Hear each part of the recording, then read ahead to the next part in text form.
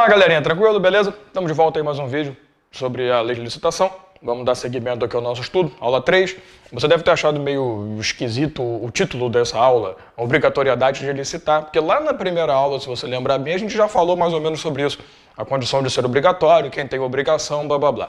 O que eu quero colocar nesse vídeo para você hoje são algumas situações específicas que nós temos também que dar uma analisada. Porque lá no primeiro vídeo a gente falou do óbvio, administração pública, poderes, blá blá blá, coisa bem simplista. Eu até coloquei já sobre a Petrobras, falei sobre a Anatel, mas eu queria nesse vídeo aqui tratar alguns outros assuntos. Porque você sabe que a administração pública no Brasil, ela não é feita só da administração pública em si, autarquia, fundação, tem o tal do terceiro setor, que é bom a gente falar. E também não é só a administração pública que a gente vive, a gente também tem instituições privadas, prestadoras de serviço, né, por aí.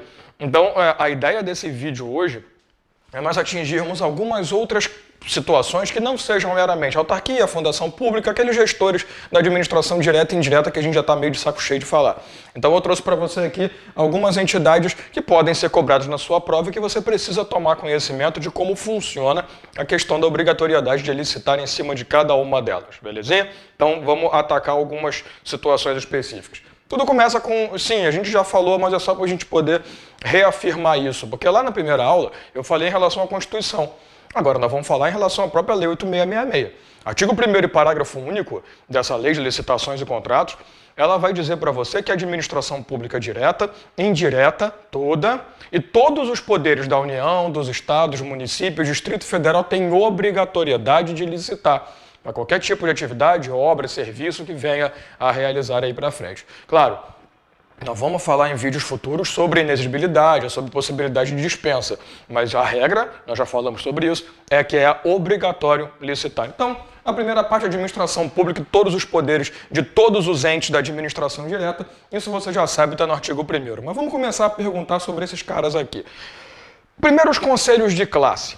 Existe esse pequeno detalhe, você conhece muito bem o Conselho Regional de Administração, Conselho Regional de Medicina, de Odontologia, blá blá blá, tem um monte de CREA, tem um monte de CREL aí, parece até o MC CREL esse troço.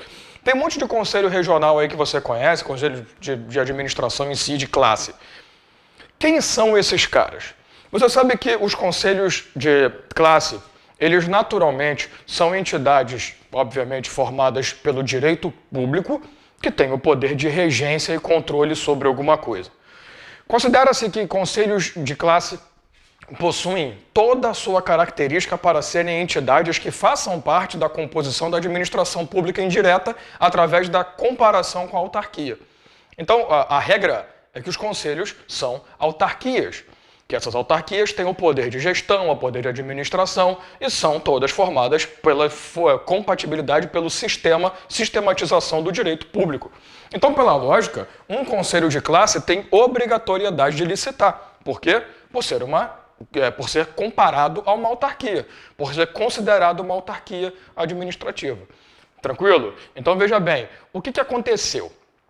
Quando os conselhos foram regidos, criados e levantados no nosso ordenamento brasileiro, eles foram tratados como autarquias, logo obrigatoriedade de licitar. Porém, veio a Lei 9.649, lá no seu artigo 58, eu estou mostrando isso aqui só para você conhecer, que caso você esteja estudando esse assunto, pode ser que alguém fale sobre isso. Tem um artigo de uma lei que disse que os conselhos de classe não são parte da administração pública, eles não são autarquia, eles são entidades independentes e individuais. Sim, essa lei existe. Está no artigo 58. Aí você vem e fala assim, então você é retardado, que você acabou de falar que esses caras são autarquias e está me dizendo que tem uma lei que diz que não é. Pois bem, essa lei ainda existe, essa lei ainda tem valência, porém o artigo 58 dela foi declarado como inconstitucional. Ou seja, essa lei veio e falou, conselhos de classe não, são entidades independentes, não tem nem que se firmar nenhuma obrigatoriedade da administração pública. Veio o próprio STF e falou, isso daí é inconstitucional. Então, entenda, caso você esteja estudando isso, se alguém te falar, mas eu li que o conselho de classe não tem que licitar porque não faz parte da administração.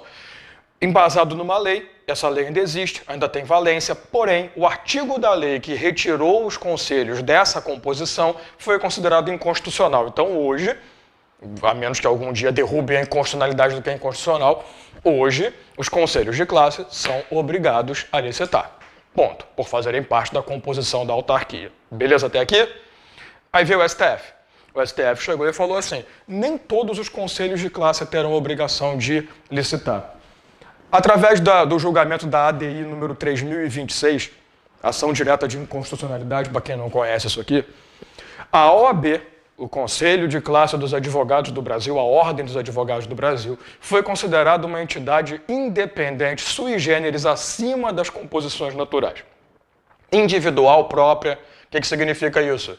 Que nós temos uma exceção.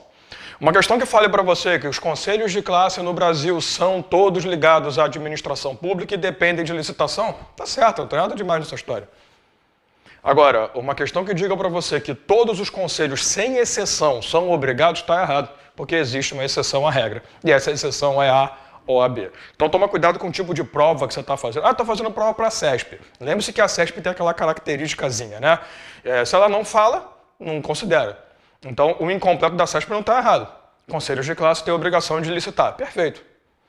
Conselhos de classe, na sua amplitude, na sua totalidade, melhor dizendo, têm a obrigação de licitar. Errado.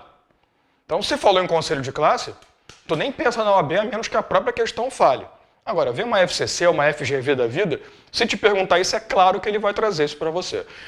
Mas se você parar para notar, independente de ser CESP, de ser FCC, na hora da prova, se ele falar que os conselhos de classe devem licitar, tá certo. Se ele falar que todos os conselhos de classe, sem exceção, falar todos é uma coisa, falar todos sem exceção é outra. Aí você já sabe que a questão está errada. Então, regra, conselhos de classe licitam, exceção a OAB. Por condição do STF. O STF quis colocar a OAB num patamar maior para que ela pudesse conduzir plenamente os trabalhos de advogados no Brasil. Beleza? Consórcios públicos. Você sabe que os consórcios públicos são uma das entidades mais interessantes que se montaram no Brasil para poder fazer com que as entidades da administração pública realizassem trabalhos em reunião. Na verdade, os consórcios públicos têm uma lei regendo, tem um novo marco, tem novas... Isso daí não é o nosso trabalho falar sobre a lei de consórcios públicos. O que importa é, tem que licitar? Sim ou não? Bom, tá aqui, ó. O Decreto 6.017 de 2007, no seu artigo 7º, trouxe essa característica. Consórcios públicos terão sim que licitar. Até porque o consórcio público está realizando uma atividade ligada à administração pública, naturalmente, e faz parte da composição administrativa, porque quem forma o consórcio público é da administração. Então, mas formou um consórcio. Não é uma novidade, não é uma entidade nova. É a administração pública ainda. Então, consórcios públicos, por força de decreto, por força de lei, também têm obrigação de licitar. Tá aí tranquilo, né? Isso aqui não tem uma exceção, não tem conversa, não tem nada demais. Consórcio público licita. Terceiro setor, para a gente poder matar. E lembrando, né, que tem a exceção da Petrobras. A Petrobras realiza um processo licitatório simplificado. Então, supostamente, e também, lógico, né, a Petrobras só vai exercer isso para atividade meio. Se for atividade fim, ela está livre, assim como qualquer uma das 100 que a gente conhece. Terceiro setor. Você já estudou administração pública e você sabe que o Brasil, né, a nossa organização, é constituída de 3 entidades. O primeiro setor, que é o próprio Estado. O segundo setor, que são as entidades de trabalho. O próprio mercado, melhor dizendo. E terceiro setor são as entidades de direito que vão prestar serviço sem interesse, sem fim lucrativo e apenas atingindo interesse público. O terceiro setor é o que a gente chama de entidades paraestatais, as entidades paralelas ao Estado. Existem várias composições, as OCIPs, as OSS, as organizações... Você sabe que tem uma porrada de nome. O Sistema Senai, Senac, o Sistema S, né? É um grande exemplo desses caras. A gente tem uma porrada. As antigas ONGs, né, que agora são as OCIPs, que ficou melhor para enrolar. O terceiro setor é composto por todas aquelas entidades de direito privado, mas que não prestam serviço com fim lucrativo e que realizam atividade paralela ao Estado. Pois bem, esses caras vão ter que licitar, sim ou não? A princípio, não. A princípio, entende-se que não. Só que o próprio TCU, através de 3 acórdãos, um 2007 e 2 2008, demonstrou a sua intenção, a sua visão de que é necessário licitar, sim. Então, graças a esses acórdãos, hoje entende-se que sim. O terceiro setor, já que exerce a atividade do Estado, apesar de exercer paralelamente, mas ele também vai ter atuação de recebimento de recursos, outras coisas em relação ao Estado, é obrigatório licitar também o terceiro setor. Não confunda terceiro setor com terceirização, pelo amor de Deus. Tem nada a ver uma coisa com a outra. Terceiro setor, volto a dizer, são as chamadas entidades paraestatais, entidades prestadoras de serviço paralelo ao Estado, serviços do Estado, mas que não têm fins lucrativos. e atingem sempre o interesse público. Não à toa o nome OCIP, que é um dos nomes mais novos e mais atuais, organizações sociais, né, que tem necessariamente interesse público como seu alvo. Beleza? Só para a gente poder matar essa história aqui. Quando você fala em terceiro setor, é obrigatório licitar. Sem conversa. Está definido pelo nosso TCCCCU. Tá tranquilo? Todos esses caras licitam. O legal é você conseguir levar para a tua prova a licitação é obrigatória para todo mundo que tem a composição com a administração pública, exceto 3 situações. Primeira, OAB. Apesar de ser um conselho de classe, é considerado uma entidade independente. Não licita. Segundo, Petrobras. Apesar de ser uma sociedade de economia mista, explorador de atividade econômica, ela não é que ela não vai licitar, mas ela licita através de um outro procedimento que não a lei de licitações. Processo licitatório simplificado. Terceira situação, qualquer sociedade de economia mista empresa pública, quando licitando atividade fim, que não há obrigação nenhuma de licitar. Fora isso, todo mundo licita.